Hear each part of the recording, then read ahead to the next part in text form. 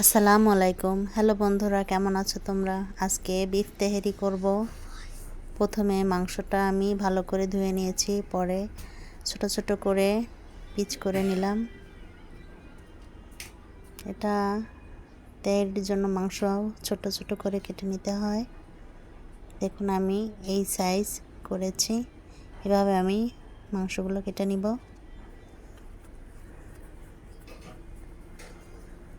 আমাদের গ্যাসে অনেকটা সমস্যা, হয় জন্য আমি কারেন্টের চুলা ব্যবহার করছি। আমি ফ্রাই প্যানে তেল দিয়ে দিলাম, পেঁয়াজ কুচি ভালো করে একটু বাদামি কালার করে ভেজে নিতে হবে। আদা রসুন বাটা,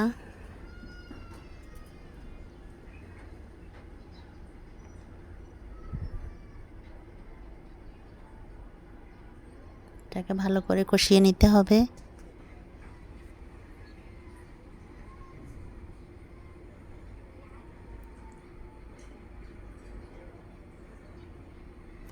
স্বাদমতো লবণ এবং রাঁধুনি তেহেরি মশলা পুরোটাই আমার দিয়ে দিতে হবে। এখানে 1 কেজি পরিমাণ আছে। মাংসে 1 প্যাকেট পুরোটাই দিতে হবে। আমি মাংসটা দিয়ে দিলাম, পরে মশলাটাও দিয়ে দিচ্ছি।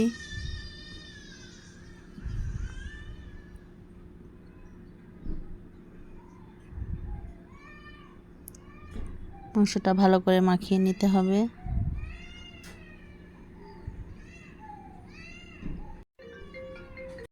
এভাবে করে মাংসটা ভালো করে কষিয়ে নিতে হবে। এভাবে নেড়ে চেড়ে সুন্দর করে। এখানে আমি হাফ চামচ জিরার গুঁড়া দিয়ে দিচ্ছি। আমার তেহেরির মশলা দেওয়াই আছে, আমি এখানে এক্সট্রা মশলাটা দিলাম।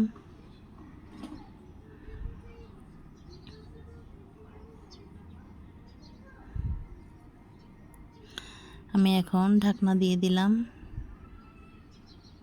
এখানে হাই টেম্পারে আছে। আমি কিছু কাঁচা মরিচ মাঝখান থেকে কেচি দিয়ে কেটে দিয়েছি। এখন মাংসটা আমি ঢেকে দিব। দেখুন মাংস থেকে পানি বের হয়ে গেছে। এখানে আমি এখনও আলাদা করে পানি দিইনি, মাংসের পানিতেই সিদ্ধ হচ্ছে।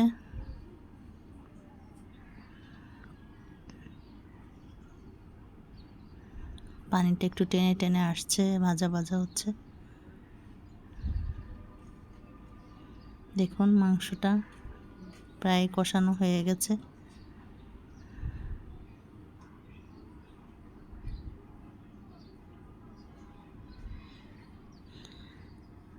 আমি এখানে 1 মগ পানি দিয়ে দিলাম।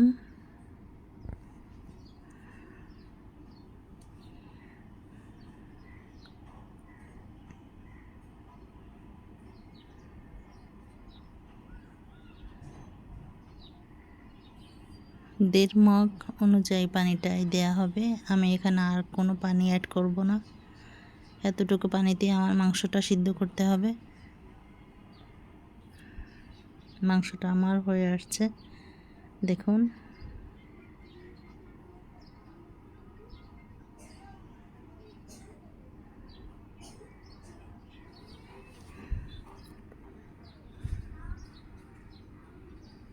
আমি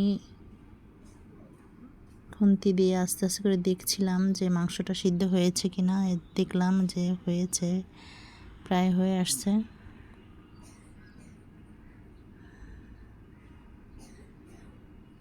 আমি এখন ঢাকনা দিয়ে রাখলাম। আমার মাংসটা হয়ে গেছে। মাংসটা হওয়ার পরে আমি এটাকে আলাদা রেখে দেব।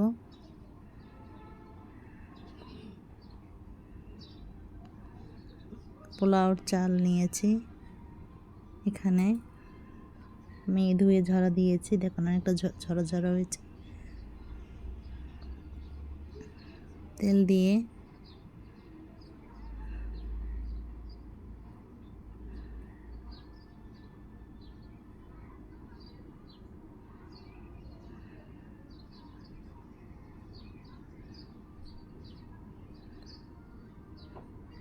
পেঁয়াজ দিয়ে দিলাম এবং ভেজে নিব।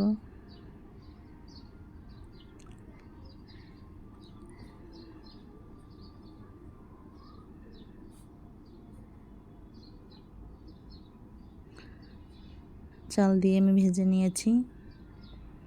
এখন আমি এখানে মেপে মেপে এই মগের 4 থেকে সাড়ে চার মগ পানি দিব।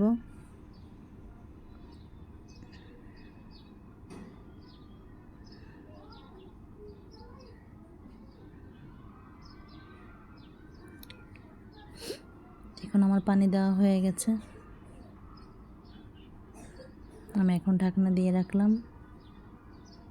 আমার ভিডিও আপনাদের ভালো লাগলে আমাকে লাইক করবেন, আমার জন্য দোয়া করবেন। আমার পোলাও হয়ে গেছে, দেখুন। এখন এখানে আমি আমার মাংস রান্নাটা ঢেলে দিব। সুন্দর করে মাখিয়ে নিতে হবে।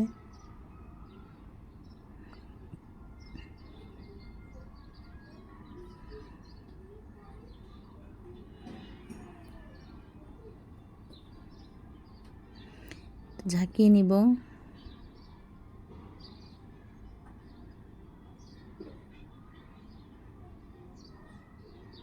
হয়ে গেল আমার বিফ তেহারি।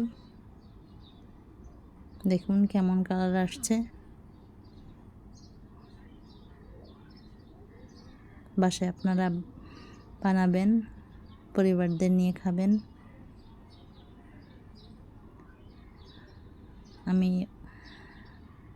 অন্য চুলায়ও তাওয়া দিয়ে রেখে দিয়েছি। যদি দু একটা ভাত শক্ত থাকে তাহলে ওটা হয়ে যাওয়ার জন্য আমি আস্তে আস্তে জাল দিয়ে লো আছে রেখে দিলাম এবং আমার হয়ে গেল আমার বিফ তেহারি।